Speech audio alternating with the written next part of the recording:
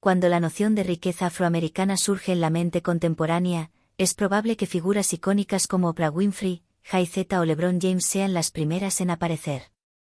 Sin embargo, mucho antes de que estas celebridades amasaran sus primeros millones, existió una clase de élites afroamericanas que, de manera discreta pero poderosa, ya había erigido vastos imperios financieros.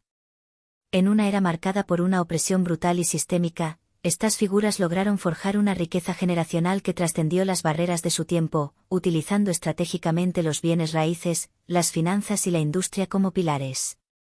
Así, sentaron los cimientos primigenios de lo que se convertiría en un legado perdurable para la comunidad negra en los Estados Unidos.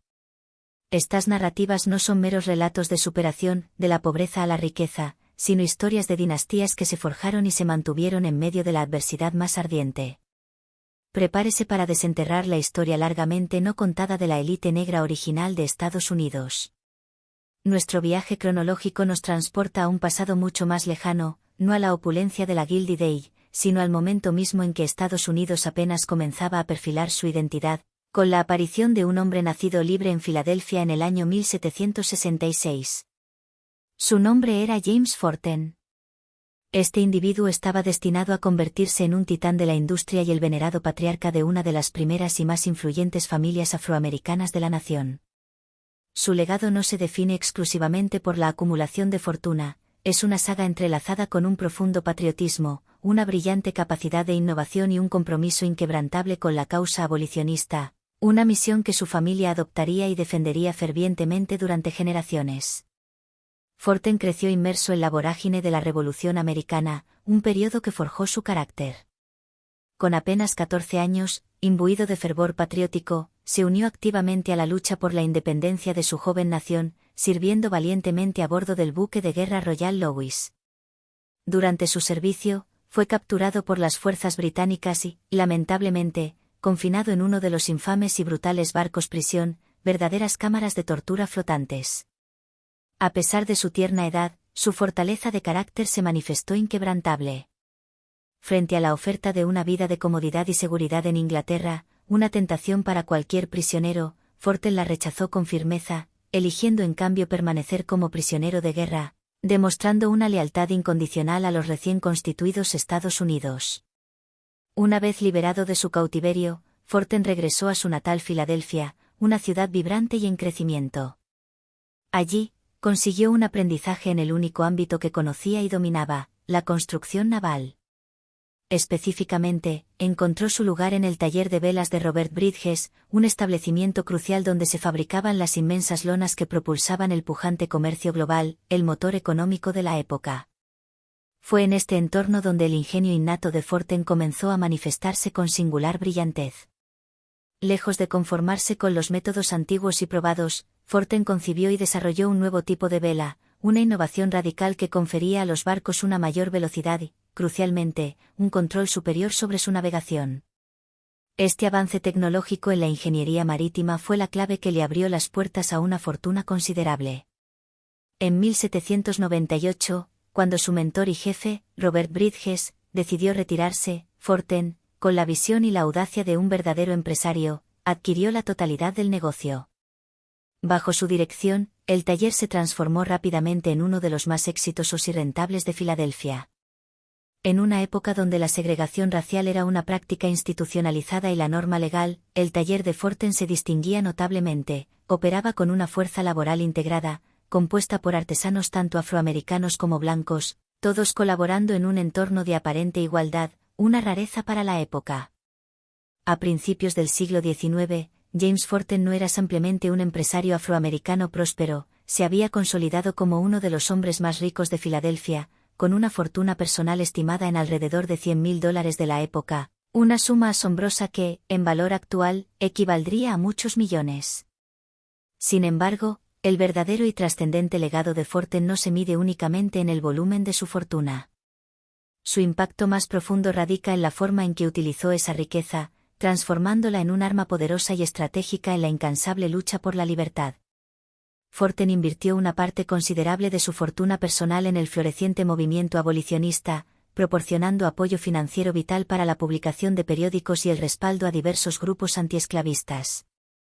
La venerable Sociedad Antiesclavista estadounidense, una de las organizaciones más influyentes de su tiempo, llegó incluso a organizar sus reuniones inaugurales en la propia casa de Forten. Su residencia en Lombard Street, en Filadelfia, se convirtió en una parada crucial y un refugio seguro dentro de la compleja red del ferrocarril subterráneo, ofreciendo un santuario a los esclavos que arriesgaban sus vidas escapando de la brutalidad del sur esclavista. Esta inquebrantable misión por la justicia y la igualdad se fusionó profundamente con la identidad de la familia Forten, convirtiéndose en su propósito colectivo. James y su esposa Charlotte no criaron a sus hijos para ser meros socialites ociosos, ajenos a las problemáticas de su tiempo, por el contrario, los educaron con la convicción de que debían ser soldados activos en la prolongada guerra por la igualdad racial. Sus hijos, imbuidos de este espíritu, asumieron la dirección del próspero negocio familiar y, con la misma dedicación, continuaron el legado de activismo abolicionista. Sus hijas, por su parte, contrajeron matrimonio con miembros de otra prominente familia abolicionista, los Purvis, consolidando así una formidable dinastía de activismo multigeneracional que extendía su influencia y sus recursos. De entre sus descendientes, su nieta, Charlotte Forten Grimke, emergió como una reconocida poeta y una dedicada maestra, cuya obra y vida documentaron vívidamente su experiencia enseñando a los esclavos recién liberados en el periodo posterior a la Guerra Civil Americana.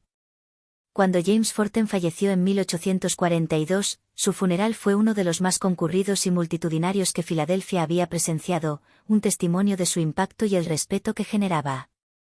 La historia de la familia Forten ilustra de manera contundente una verdad innegable: la historia de la riqueza afroamericana temprana es inseparable de la titánica lucha por la liberación y la igualdad de los negros en Estados Unidos. Abandonando ahora el fervor abolicionista del norte, nuestro relato nos transporta al sur de la posreconstrucción, una región que, a pesar de sus inmensos peligros y la violencia inherente a la época, también se reveló como un terreno de oportunidades extraordinarias para unos pocos elegidos. Aquí, en la vibrante ciudad de Memphis, Tennessee, emerge la imponente figura de Robert Reed Church. Un hombre que, habiendo nacido en la esclavitud, estaba destinado a convertirse en el primer millonario afroamericano del sur, un logro monumental en un contexto de profunda adversidad. La historia de Church es un testamento a la resiliencia, una saga de supervivencia frente a una violencia inimaginable, combinada con un genio empresarial que le permitió transformar la devastación de una ciudad en el cimiento de una dinastía familiar duradera. Nacido en 1839, fruto de la unión entre una madre esclava y un capitán de barco de vapor blanco, Church pasó sus años formativos trabajando en las orillas del imponente río Mississippi. Fue en este entorno bullicioso y dinámico donde aprendió los intrincados pormenores del comercio fluvial, absorbiendo valiosas lecciones de negocios y logística.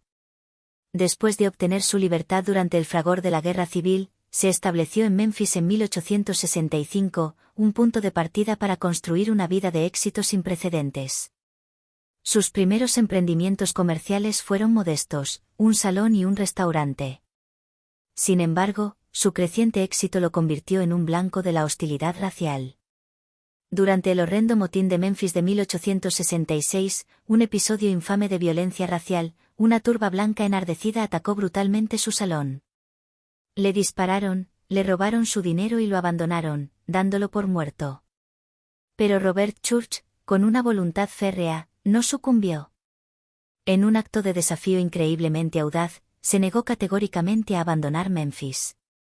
Juró que se quedaría y edificaría su imperio en la misma ciudad que había intentado arrebatarle la vida. El verdadero punto de inflexión en la fortuna de Church, la oportunidad que transformó su destino, surgió paradójicamente de una tragedia aún mayor, las devastadoras epidemias de fiebre amarilla que asolaron Memphis durante la década de 1870. A medida que la enfermedad barría la ciudad, sembrando la muerte y el pánico, la gente huía aterrorizada en masa, lo que provocó un colapso total de la economía local. La propiedad inmobiliaria, en particular, perdió todo su valor, convirtiéndose en un bien sin demanda. Sin embargo, donde la mayoría de las personas solo percibían muerte y ruina, Robert Church, con una visión singular, vio la oportunidad de su vida, una coyuntura histórica para construir una fortuna. Mientras otros huían despavoridos, él, con una audacia inquebrantable, permaneció en la ciudad y comenzó a adquirir tierras en una escala masiva. Compró edificios comerciales, terrenos baldíos y propiedades residenciales por una fracción de su valor real, por centavos de dólar. Cuando la plaga finalmente remitió y la gente comenzó a regresar a la ciudad, Memphis resurgió como una ciudad nueva y Robert Church se encontró como el propietario de una porción sustancial de ella, consolidando un control sin precedentes. Su imperio inmobiliario se convirtió en la piedra angular de una fortuna masiva, estimada en más de $1 millón a principios del siglo XX, una suma monumental para la época. De este modo, Church se erigió como uno de los terratenientes más poderosos de Tennessee, y se decía que sus ingresos por alquileres superaban los $6.000 al mes, una cifra astronómica que lo convertía en un verdadero magnate. Al igual que Forten, Church comprendía que el dinero era una forma de poder, y utilizó esa influencia financiera para elevar y empoderar a su comunidad. Ante la sistemática prohibición de acceso de los ciudadanos negros a los parques públicos, Church, con espíritu de liderazgo, se propuso construir uno propio. Así, en 1899, adquirió una extensa parcela de tierra en la emblemática Wall Street y creó el Church Park and Auditorium. Este no era simplemente un parque, era un santuario cultural y político, un espacio vital que incluía una sala de conciertos y un auditorio de grandes dimensiones que rápidamente se convirtió en el corazón palpitante de la cultura y la política negra en Memphis. Sus escenarios acogieron a figuras de la talla del presidente Theodore Roosevelt y a los primeros y más influyentes músicos de blues. Pero su visión no se detuvo ahí. En 1906, Robert Church fundó la Solvent Savings Bank and Trust Company, el primer banco de la ciudad que era propiedad y estaba operado por afroamericanos. Esta iniciativa fue revolucionaria, ya que proporcionó a las familias y a los emprendedores negros un acceso a créditos y préstamos que, de otro modo, nunca habrían podido obtener de los bancos dominados por blancos, abriendo un camino vital hacia la independencia económica. El legado de la familia Church perduró durante generaciones, extendiendo su influencia más allá de la vida de su patriarca. Su hija, Mary Church Terrell, trascendió la esfera local para convertirse en un ícono nacional, cofundadora de la prestigiosa Asociación Nacional para el Avance de las Personas de Color, NAACP, y una incansable activista por los derechos civiles y la igualdad. La familia Church no solo amasó una fortuna, construyeron las instituciones fundamentales que empoderarían y sostendrían a la comunidad negra en Memphis durante las décadas venideras, dejando una huella indeleble de progreso y resiliencia. Ahora, nuestro viaje nos transporta desde las bulliciosas orillas del río Mississippi hasta el despiadado campo de batalla financiero de Wall Street, el epicentro del poder económico global. A mediados del siglo XIX, este era un club exclusivo, un coto privado para la élite blanca. Sin embargo, un hombre audaz y formidable logró derribar sus puertas, desafiando todas las convenciones. Su nombre era Jeremiah G. Hamilton, y está reconocido como el primer millonario afroamericano de Wall Street. Sus rivales blancos, en un macabro tributo a su astucia, lo apodaban el Príncipe de las Tinieblas. Su historia es un relato de pura y desenfrenada ambición, de una mente financiera tan aguda y depredadora que aterrorizaba al establishment bancario y mercantil de la época. Los orígenes de Hamilton permanecen envueltos en el misterio, un velo que solo añade a su leyenda. Su primera aparición en los registros históricos es tan dramática como un guión de cine, liderando una audaz trama de falsificación de monedas en Haití en el año 1828. Cuando el complot fue finalmente descubierto, se le impuso una sentencia de muerte, de la cual apenas logró escapar, regresando clandestinamente a Nueva York. Este era, sin duda, el mundo de alto riesgo, de apuestas vertiginosas, para el que Jeremiah Hamilton parecía haber nacido. Una vez de regreso en Nueva York, se lanzó de cabeza al caótico y lucrativo mundo de las finanzas. Era una época sin regulaciones estrictas, un periodo de especulación desenfrenada, de audaces movimientos bursátiles y de guerras corporativas sin cuartel, donde la ley del más fuerte prevalecía. Y Hamilton, con su intelecto superior, demostró ser mejor en este juego que cualquier otro. Fue un maestro especulador que amasó su vasta fortuna a través de ingeniosas estafas de seguros y una serie de litigios estratégicos. Su movimiento característico, que lo hizo famoso y temido, consistía en comprar acciones de empresas que habían sido devastadas por grandes desastres, como el catastrófico Gran Incendio de Nueva York de 1835. Una vez en posesión de esas acciones, demandaba implacablemente a las compañías de seguros para que pagaran el valor total de las pérdidas, aprovechando al máximo las ambigüedades legales y las debilidades del sistema. Esta táctica lo hizo temido y, simultáneamente, inmensamente rico. Su astucia y agresividad eran tales que se convirtió en un rival directo del legendario Cornelius Vanderbilt, el magnate más poderoso y despiadado de su época, quien controlaba vastos imperios navieros y ferroviarios. Su rivalidad fue legendaria y de dominio público. Mientras que otros empresarios afroamericanos de la época se concentraban en construir y servir a la comunidad negra, Hamilton rompió moldes. Irrumpió con fuerza y sin pedir permiso en el exclusivo mundo de las altas finanzas, dominado por los blancos, como ningún otro hombre negro lo había logrado antes, demostrando una audacia sin precedentes. Su vida personal era tan desafiante y poco convencional como su carrera empresarial.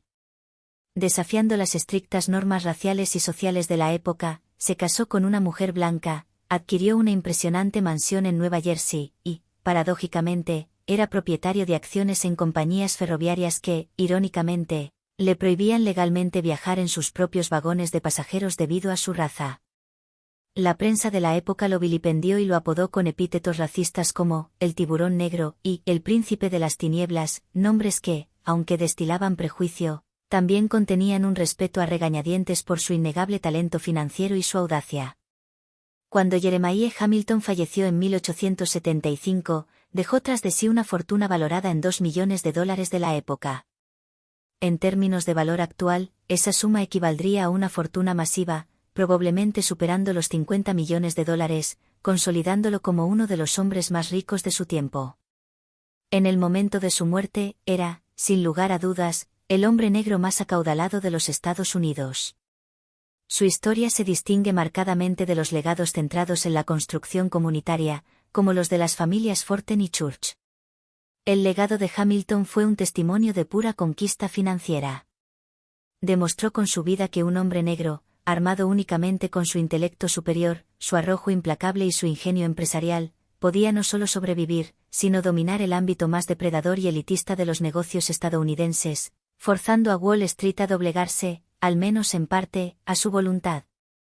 Mientras Jeremiah Hamilton libraba sus batallas en el corazón de Wall Street, otro genio financiero, de naturaleza más discreta, estaba construyendo silenciosamente un imperio al otro lado del río, en el pujante barrio de Brooklyn. Su nombre era Elizabeth Glaster, y al momento de su fallecimiento en 1883, era reconocida, sin lugar a dudas, como la mujer negra más acaudalada de los Estados Unidos. Su historia es una verdadera clase magistral en el arte del desarrollo inmobiliario y un ejemplo poderoso de cómo las mujeres afroamericanas, con su inteligencia empresarial innata, lograron construir fortunas significativas y, lo que es igualmente importante, utilizaron esas ganancias para financiar los movimientos revolucionarios de su tiempo. Nacida libre en Virginia en 1817, se casó con el reverendo James Glaster, y juntos se trasladaron a Nueva York, una ciudad que se convertiría en el lienzo para la ambición desmedida de Elizabeth. Inicialmente, Elizabeth abrió un par de pequeñas tiendas, pero rápidamente descubrió su verdadera y lucrativa vocación en el floreciente sector inmobiliario. Comenzó a adquirir y administrar pensiones, un tipo de alojamiento que gozaba de una enorme demanda en la creciente y superpoblada ciudad de Nueva York. Y no se limitó a una o dos propiedades. En el apogeo de su carrera, gestionaba una impresionante cartera de más de una docena de propiedades, incluyendo una lujosa pensión que atendía a una clientela mayoritariamente blanca. Este fue el verdadero genio de Elizabeth Glaster, su profunda comprensión del mercado y su habilidad innata para administrar propiedades con una eficacia y maestría increíbles. Cuando Elizabeth Glaster falleció, el valor de su patrimonio se convirtió en un tema de intenso debate y especulación pública. Los periódicos de la época, fascinados por su fortuna, estimaron su valor entre $200.000 y $500.000. Sin embargo, su abogado, con conocimiento directo de sus finanzas, afirmó que su patrimonio neto era incluso mayor. Independientemente de la cifra exacta, su fortuna, equivalente a varios millones de dólares en dinero actual, la consolidó firmemente como una de las magnates inmobiliarias más importantes de su tiempo. Pero, al igual que en las historias de los Forten y los Church, el dinero de los Glaster no era solo una cuestión de acumulación personal, estaba intrínsecamente ligado a la noble causa de la abolición de la esclavitud. Su hogar familiar y su iglesia se transformaron en centros de mando cruciales para el movimiento antiesclavista en Brooklyn, verdaderos bastiones de la libertad. Eran una parada activa y vital dentro de la intrincada red del ferrocarril subterráneo, ofreciendo refugio y ayuda a los esclavos que huían. Elizabeth, con su generosidad y visión, utilizó su fortuna personal para financiar directamente la causa abolicionista. Cuando el célebre abolicionista radical John Brown planeaba su audaz y, en última instancia, fatídica incursión en Harper's Ferry, se alojó en la casa de los Glaster, donde Elizabeth y James le proporcionaron apoyo económico para su misión. Su filantropía no era ciega, era inteligente y estratégicamente dirigida. Lideró el esfuerzo para fundar el orfanato de niños de color en Brooklyn y donó generosamente a pequeñas iglesias negras en el sur, comprendiendo la importancia de construir instituciones comunitarias. Elizabeth Glaster fue, en esencia, una doble amenaza, una empresaria brillante que construyó un imperio inmobiliario desde cero, superando barreras inimaginables, y una dedicada y valiente luchadora por la libertad que utilizó sus ganancias con un propósito revolucionario. Su legado perdura como un poderoso recordatorio de que, detrás de los grandes hombres que dominaron el movimiento abolicionista, a menudo había mujeres igualmente brillantes, ricas y estratégicas que, con su dinero y su influencia, extendían los cheques que hacían posible la revolución. Ahora, nos adentramos en los albores del siglo XX, una época en la que el incipiente mundo del empresariado negro estaba a punto de ser transformado por completo por la irrupción de dos mujeres extraordinarias. Estas pioneras no solo lograrían amasar fortunas millonarias, sino que, de manera más trascendente, abrirían un camino hacia la libertad financiera para decenas de miles de otras mujeres afroamericanas. Sus imperios, aunque construidos sobre la base del cuidado del cabello, levantaron legados mucho más profundos, cimentados en la independencia económica y el empoderamiento colectivo. Nos referimos a la brillante química y visionaria Annie Turnbull Malone, y a su antigua alumna, quien más tarde se convertiría en su rival y en una figura legendaria por derecho propio, Madame C.J. Walker. La historia de esta revolución en el cuidado personal y el empresariado femenino afroamericano comienza realmente con Annie Turnbull Malone, una verdadera pionera cuya contribución a menudo es injustamente eclipsada por la fama de su alumna más mediática. Nacida en 1869, Malone poseía un talento innato para la química y una profunda comprensión de las necesidades capilares de las mujeres negras. A principios del siglo XX, desarrolló una línea revolucionaria de productos para el cuidado del cabello que denominó Poro. Lo que distinguía a Poro era su formulación, no utilizaba los químicos agresivos y dañinos que eran lamentablemente comunes en los productos capilares de la época. Como mujer afroamericana en una sociedad segregada, Malone no podía simplemente colocar sus productos en las estanterías de las tiendas dominadas por blancos. Por ello, se convirtió en una estratega de marketing sumamente ingeniosa. Ella y sus asistentes adoptaron un modelo de venta directa, yendo de puerta en puerta, ofreciendo demostraciones gratuitas de sus productos para ganarse la confianza y la lealtad de sus clientas. En 1902, trasladó estratégicamente su negocio a St. Louis, Missouri, una ciudad en expansión, y desde allí, su empresa explotó en crecimiento. Fue en St. Louis donde una mujer llamada Sarah Breedlove, quien más tarde alcanzaría la fama mundial como Madame C.J. Walker, comenzó a trabajar como una de sus agentes de ventas, aprendiendo el modelo que replicaría y superaría. El éxito de Annie Malone fue increíblemente meteórico. Hacia el final de la Primera Guerra Mundial, se había convertido en una multimillonaria, con algunas estimaciones de su fortuna máxima alcanzando los $14 millones, una suma que, en valor actual, ascendería a cientos de millones. Pero Malone no se limitó a acumular riqueza, su visión trascendía el beneficio personal. En 1918, con su fortuna, construyó el Poro College en St. Louis, un complejo monumental que funcionaba simultáneamente como fábrica de productos, centro de capacitación para sus agentes y un vital centro comunitario para la población negra. El Poro College capacitó a un número estimado de 75.000 agentes Poro en todo el mundo, muchas de ellas mujeres negras, a quienes proporcionó un camino hacia la independencia financiera que era, en su tiempo, simplemente inaudito y revolucionario. Ahora, volvamos nuestra atención a Madame C.J. Walker.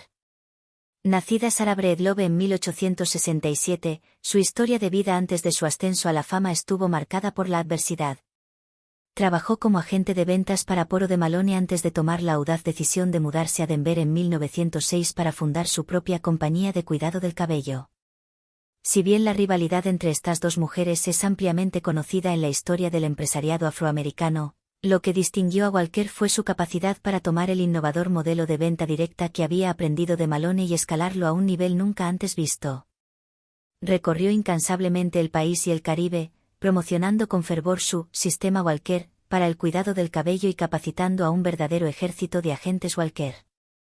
Estas agentes eran mucho más que simples empleadas, eran, en esencia, emprendedoras que replicaban el modelo de negocio. Walker no solo vendía productos capilares, lo que realmente vendía era una visión transformadora de libertad económica y empoderamiento para las mujeres afroamericanas, un ideal que resonaba profundamente en su comunidad. Su éxito fue verdaderamente extraordinario. Cuando falleció en 1919, fue celebrada y reconocida como la primera mujer millonaria, hecha a sí misma, en la historia de los Estados Unidos, un hito inspirador. Madame C.J. Walker se hizo famosa no solo por su vasta riqueza, sino también por exhibirla de manera consciente como un símbolo tangible de lo que era posible alcanzar. Construyó una impresionante mansión en Nueva York, Villa El Güero, estratégicamente ubicada cerca de las propiedades de la poderosa familia Rockefeller. Esta elección audaz de ubicación no fue casual, era una declaración poderosa y sin complejos de que la riqueza negra pertenecía legítimamente al mismo panteón de las dinastías más influyentes y acaudaladas de Estados Unidos. Juntas, Annie Turnbull Malone y Madame C.J. Walker no solo crearon una industria completamente nueva, la de los productos capilares para mujeres negras, sino que también proporcionaron un camino directo y viable hacia la libertad económica para innumerables mujeres afroamericanas, abriendo puertas que antes estaban cerradas. Aunque una parte considerable de la fortuna de Malone se perdió más tarde debido a un complicado divorcio, interminables investigaciones fiscales del IRS y el impacto devastador de la Gran Depresión, su impacto inicial y su legado como pionera fueron monumentales e irrefutables. Establecieron un modelo visionario de negocio y filantropía que, hasta el día de hoy, continúa inspirando a nuevas generaciones de emprendedores y activistas.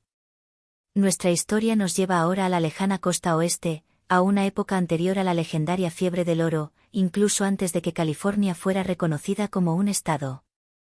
Nos transportamos a un pequeño y polvoriento asentamiento mexicano conocido como Yerba Buena, un lugar que un día se transformaría en la metrópolis de San Francisco. Y en el corazón mismo de su creación y desarrollo se encuentra un hombre cuyo nombre es William Alexander Leidesdorff, un pionero empresario afrocaribeño, a quien se considera uno de los primeros millonarios negros de Estados Unidos.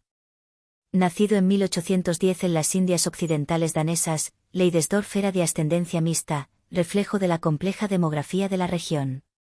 En su juventud, se trasladó a la vibrante ciudad de Nueva Orleans, donde adquirió la ciudadanía estadounidense y comenzó a labrarse una reputación como hábil capitán de barco y comerciante, moviéndose con destreza por las rutas marítimas.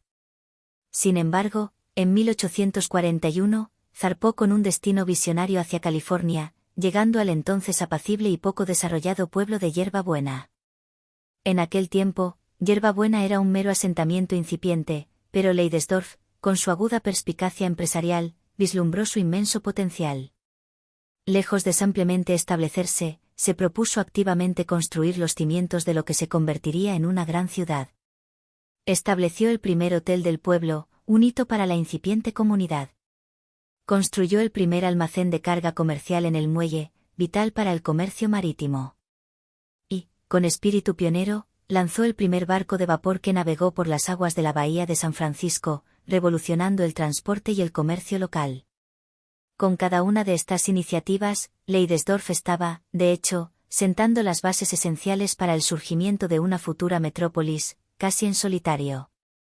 Para asegurar y expandir sus florecientes intereses comerciales, Leidesdorff tomó la decisión estratégica de obtener la ciudadanía mexicana, lo que le permitió adquirir una enorme concesión de tierras de 35.000 acres, una extensión que hoy sería incalculable. Su influencia política también creció exponencialmente.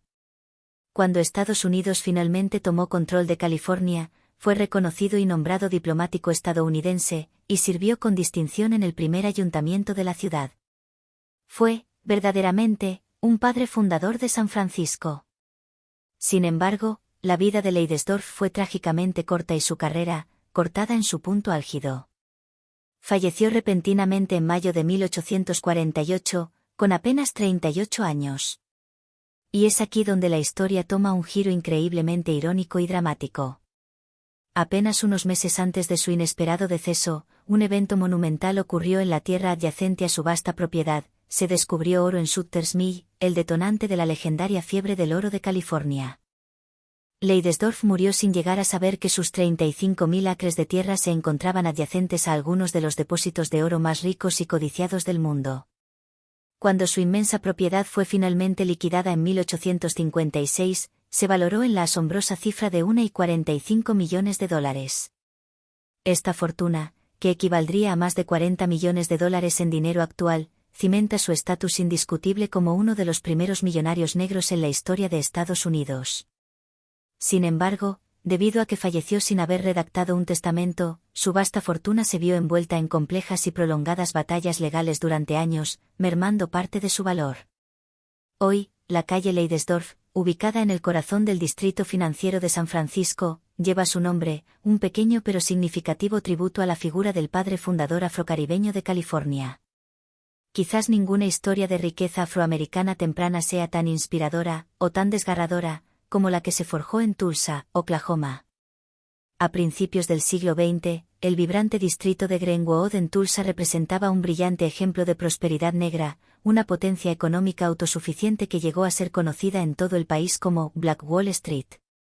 Y uno de sus principales arquitectos y visionarios fue un hombre llamado O. W. Gurley, nacido de esclavos liberados en 1868.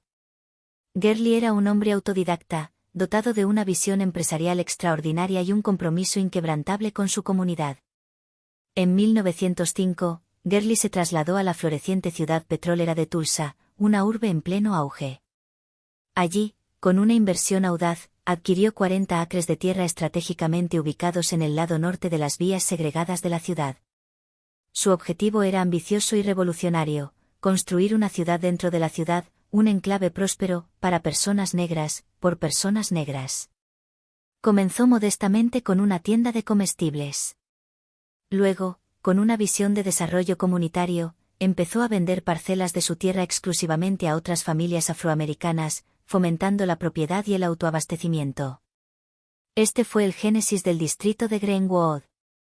Gurley era mucho más que un simple promotor inmobiliario, era un auténtico constructor de comunidades. Con una generosidad estratégica, otorgó préstamos a otros empresarios negros, ayudándolos a iniciar y expandir los negocios que se convertirían en el corazón palpitante de Black Wall Street. Su propio imperio creció para incluir un hotel, numerosas propiedades de alquiler y una agencia de empleo, diversificando sus fuentes de ingresos. Para 1921, O. W. Gurley poseía más de 100 propiedades en el distrito de Greenwood, con un patrimonio neto personal que hoy equivaldría a entre 7 y 14 millones de dólares. Se había convertido en uno de los hombres más ricos de Tulsa. Gracias a los incansables esfuerzos de Gurley y otros pioneros, Greenwood se transformó en un verdadero milagro económico. El distrito, que abarcaba unas 35 manzanas, contaba con sus propios bancos, hoteles de lujo, teatros y tiendas de alta gama, todos propiedad y operados por negros. Era un circuito económico autosuficiente, un ecosistema donde el dinero circulaba dentro de la comunidad, generando una riqueza increíble y una vitalidad sin precedentes. Sin embargo, esta asombrosa historia de éxito y autodeterminación alimentó un fuego de celos, resentimiento y odio por parte de la comunidad blanca de Tulsa, que veía con alarma y animosidad la prosperidad negra. En mayo de 1921, ese odio latente estalló en uno de los peores y más brutales actos de violencia racial en la historia de Estados Unidos, la infame masacre racial de Tulsa. Durante 2 días de terror y anarquía, una turba blanca fuertemente armada, con la complicidad tácita o explícita de funcionarios de la ciudad, descendió con furia sobre Greenwood. Saquearon, incendiaron y destruyeron todo el distrito hasta sus cimientos. Cuando la orgía de violencia terminó, Black Wall Street había desaparecido por completo, reducido a escombros humeantes. Cientos de residentes negros fueron asesinados brutalmente, y miles quedaron sin hogar y despojados de todas sus pertenencias. O. W. Gurley lo perdió todo. Su hotel, sus propiedades, toda su fortuna, cada activo de su imperio fue completamente destruido por el fuego y la violencia. Fue arrestado injustamente y, finalmente, huyó a Los Ángeles, California, para escapar de la amenaza de ser linchado.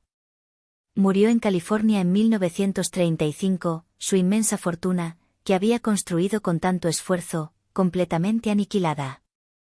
La historia de O.W. Gurley es un recordatorio doloroso, pero crucial, de las alturas increíbles que los empresarios negros podían alcanzar con su ingenio y resiliencia, y de la brutal violencia sistémica que podía, en un instante, robarles absolutamente todo. Si bien muchas de las figuras notables que hemos explorado hasta ahora construyeron sus vastas fortunas en el competitivo mundo de los negocios, nuestra próxima historia revela otro camino hacia el poder y la riqueza, la política. Esta es la fascinante saga de Blanche Kelso Bruce, un hombre que, contra todo pronóstico, ascendió desde las profundidades de la esclavitud hasta el prestigioso Senado de los Estados Unidos, construyendo un poderoso legado político y financiero en el camino. Nacido en la esclavitud en Virginia en 1841, Bruce, de manera inusualmente afortunada para alguien en su condición, logró obtener una educación rudimentaria. Después de escapar audazmente de la esclavitud durante el fragor de la Guerra Civil, se trasladó a Mississippi durante la tumultuosa era de la Reconstrucción. Este fue un momento de enormes, aunque a menudo efímeras, oportunidades para los afroamericanos recién liberados, que buscaban establecerse y construir una nueva vida. Bruce, dotado de un talento natural y un carisma innato, rápidamente se convirtió en un próspero terrateniente en la región. Sin embargo, su verdadera pasión y su más ambicioso sueño era la política. Ascendió rápidamente en las filas del Partido Republicano y, en 1874, la legislatura estatal de Mississippi lo eligió para el Senado de los Estados Unidos. Este fue un logro monumental, un hito histórico sin precedentes para un afroamericano en ese periodo. Blanche K. Bruce hizo historia al convertirse en el primer afroamericano en cumplir un mandato completo de 6 años en el Senado de los Estados Unidos. Fue un legislador respetado y una voz influyente, luchando incansablemente por los derechos de los hombres libres, ex-esclavos, los nativos americanos y los inmigrantes chinos, defendiendo a las poblaciones más vulnerables de la nación. Incluso tuvo el honor de presidir el Senado en una ocasión, marcando otro hito histórico para la representación afroamericana. Su posición en Washington D.C. lo consolidó como uno de los hombres afroamericanos más poderosos e influyentes del país. Él y su esposa, Josephine, se convirtieron en figuras centrales de la alta sociedad negra en la capital, ubicándolos firmemente en el círculo de élite de las familias afroamericanas más adineradas y conectadas. Tras concluir su mandato en el Senado, el presidente James A. Garfield, reconociendo su valía, nombró a Bruce como registrador del Tesoro, un puesto de gran prestigio y responsabilidad. Este fue otro logro significativo para Bruce. Como registrador, su firma apareció grabada en todo el papel moneda de la nación, convirtiendo a Blanche K. Bruce en el primer afroamericano cuya rúbrica se imprimió en la moneda estadounidense, un símbolo de autoridad y reconocimiento. El puesto no solo conllevaba un considerable salario, sino también una inmensa influencia, asegurando aún más la estabilidad y el crecimiento de la fortuna de su familia. Bruce invirtió su dinero sabiamente en tierras y acciones bursátiles, y para cuando falleció en 1898, había logrado construir una fortuna personal y un legado económico significativo. Su hijo, Roscoe Conklin Bruce, continuó el legado familiar, graduándose de la prestigiosa Universidad de Harvard y convirtiéndose en un prominente educador y líder intelectual. La familia Bruce representa un tipo único de riqueza afroamericana, una forjada no en los despiadados mercados financieros de Nueva York o en la industria, sino en los pasillos del poder político en Washington D.C., demostrando cómo el poder político, aunque efímero en la era de la Reconstrucción, proporcionó un camino viable para crear un legado duradero e influyente para una familia afroamericana. En ocasiones, la historia de la riqueza no se circunscribe a la trayectoria de una única familia, sino que abarca a toda una comunidad de familias interconectadas que, de manera colaborativa, lograron crear su propio mundo exclusivo y próspero. Este fue, de hecho, el fascinante caso de la élite negra de St. Louis, Missouri. Mucho antes de que la visionaria Annie Turnbull Malone construyera su revolucionario imperio poro en esta misma ciudad, St. Louis ya era el hogar de una consolidada aristocracia de color, cuya riqueza, refinamiento y estatus social los distinguían claramente de la población general, tanto negra como blanca. Las raíces de esta clase élite se remontan a los albores del siglo XIX. Muchas de estas familias descendían directamente de personas de color que habían nacido libres o que habían logrado obtener su libertad mucho antes de la guerra civil. Estas familias habían poseído tierras de forma continua durante décadas, un testimonio de su ingenio y perseverancia. Construyeron sus fortunas iniciales en oficios especializados y altamente valorados, como la barbería, un servicio crucial para la época, y la restauración de lujo, que les permitía atender tanto a clientes negros como blancos. Pero, lo más importante, su riqueza se cimentó y expandió significativamente en el sector inmobiliario. A medida que St. Louis experimentaba un crecimiento explosivo, cualquiera que poseyera tierras estratégicamente ubicadas vio cómo su riqueza se disparaba exponencialmente, beneficiándose de la urbanización. Lo que verdaderamente definió y distinguió a este grupo fue su marcado exclusivismo. Era, en esencia, una sociedad cerrada, una élite endogámica que protegía sus intereses y su estatus. Crearon sus propios clubes sociales privados, lejos de la segregación impuesta por la sociedad blanca, y celebraban bailes de debutantes formales, replicando las costumbres de la alta sociedad blanca. La educación era considerada de primordial importancia y un pilar fundamental para la preservación de su estatus. Enviaban a sus hijos a las mejores escuelas privadas y universidades disponibles, asegurando su acceso a oportunidades y su desarrollo intelectual. Y, lo que era crucial para la continuidad de su riqueza, se casaban predominantemente entre ellos. Familias como los Glamorgan, los Mordecai y los Pelagie unieron sus fortunas y sus linajes a través de matrimonios estratégicos, creando una intrincada red de parentesco que protegió y consolidó su riqueza durante varias generaciones. Una figura clave en la documentación y comprensión de esta élite fue Cyprien Glamorgan, quien en 1858 escribió un libro revelador titulado La aristocracia de color de St. Louis. En esta obra, Glamorgan expuso con detalle las fortunas y las historias familiares de esta clase élite, desvelando un mundo de riqueza establecida y sofisticación que permanecía totalmente oculto, o conscientemente ignorado, por la sociedad blanca dominante. Describió a familias que poseían manzanas enteras de la ciudad, viviendo en hermosas casas victorianas con sirvientes, un nivel de vida que desafiaba los estereotipos raciales. Una de esas familias fue la Pelagie. Pelagie, una mujer de color libre, había adquirido una considerable cantidad de tierras en las primeras etapas de la historia de St. Louis, mucho antes de que la ciudad se convirtiera en una metrópolis. Sus descendientes, con una gestión astuta, continuaron administrando y expandiendo esa valiosa cartera de bienes raíces, convirtiéndose en una de las familias afroamericanas más ricas y poderosas de la ciudad. Su historia era paradigmática de la élite de St. Louis, una riqueza que se originaba en la posesión de la tierra, transmitida cuidadosamente a través de las generaciones y protegida estratégicamente mediante alianzas matrimoniales, blindando el patrimonio. Esta clase élite también se dedicó activamente al liderazgo comunitario, asumiendo un rol filantrópico esencial. Utilizaron sus recursos para financiar y apoyar la creación y el mantenimiento de escuelas, iglesias y orfanatos dentro de su propia comunidad, construyendo infraestructura social vital. Sin embargo, también es importante reconocer que era una sociedad que, a menudo, priorizaba y valoraba la piel más clara entre sus miembros, lo que reflejaba la compleja y dolorosa problemática del colorismo, una forma de discriminación interna que, lamentablemente, existía dentro de la propia comunidad afroamericana en ese momento histórico. La historia de la élite de St. Louis es un poderoso testimonio de cómo un grupo cohesionado de familias pudo construir y mantener riqueza generacional, creando una sociedad paralela autosuficiente que aseguró que su legado y su influencia perduraran por más de un siglo. Hemos viajado desde los concurridos muelles de Filadelfia hasta las majestuosas mansiones de Washington D.C., desde las cenizas humeantes de Tulsa hasta el deslumbrante glamour del renacimiento de Harlem. Hemos sido testigos de cómo estas increíbles familias y comunidades afroamericanas, contra todas las probabilidades, lograron construir imperios que desafían la narrativa histórica dominante. Pero esto nos lleva a una pregunta crucial, a menudo incómoda: ¿dónde se encuentra hoy todo ese dinero antiguo, negro? La dura verdad es que, para la vasta mayoría de estas dinastías pioneras, las fortunas que amasaron con tanto esfuerzo y riesgo han, en gran parte, desaparecido. Las mismas fuerzas sistémicas que hicieron que su éxito fuera tan increíble y extraordinario son, paradójicamente, las mismas que hicieron que mantener y transmitir esa riqueza a través de las generaciones fuera una tarea casi imposible.